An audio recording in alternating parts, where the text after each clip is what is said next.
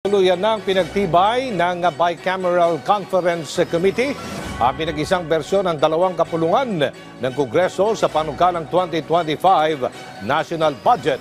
At sa isang pambihirang pagkakataon, binuksan ng Bicam sa publiko ang pagtatapos ng kanilang pagdinig.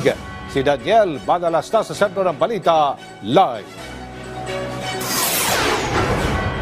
Yes, Aljo, matapos nga naging pulong ng mga kongresista at mga senador dito sa isang hotel sa Maynila, lumusot na sa Bicameral Conference Committee ang panukalang 2025 National Budget. Sa isang ambush interview kay House Speaker Martin Romualdez, kinumpirma niya ang ilang detalye kung ano ang nangyari sa budget para sa AKAP. Bagay na isa sa mainit na tinatalakay nga ng ilang mambabatas. Kinumpirma rin ni Romualdez ang ilang ahensya ng pamahalaan at programa na siguradong mapopondohan. Speaker, yung buong budget po ng AKAP na restore? Na-maintain. Opo, just as we propose sa GAP po. Napakamagandang balita kaya kagaya ng ginawa natin na linagay natin ng increase of the AFP for our soldiers, daily subsistence allowance. We increased it from 150 to 350. That is going to be maintained and fully supported para sa ating mga sundalo. Kaya nag-aalala po kami for the high morale of the soldiers, our men and women in uniforms, AFP. Tuloy po yun.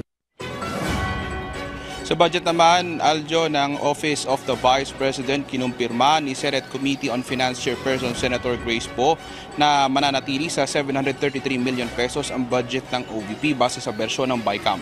Narito naman ang pahayag ni Senator Grace Poe. Ganun pa rin kung ano yung napasa natin sa Senado at yun din pareho sa House na retain yung budget ng OVP. So it's 7,335. Yes, about 700. Yung AKAP po. Yung AKAP, nagkaroon ng pag-uusap tungkol dyan. Alam naman natin na yung AKAP ay inisyatibo ng House of Representatives.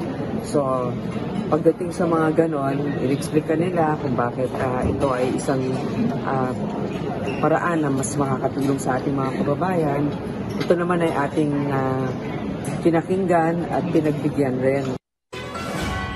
Sabi ni House Speaker Martin Romualdez, bumuo sila ng budget na sumusuporta sa vision ng ating Pangulong Ferdinand R. Marcos Jr. para sa bagong Pilipinas.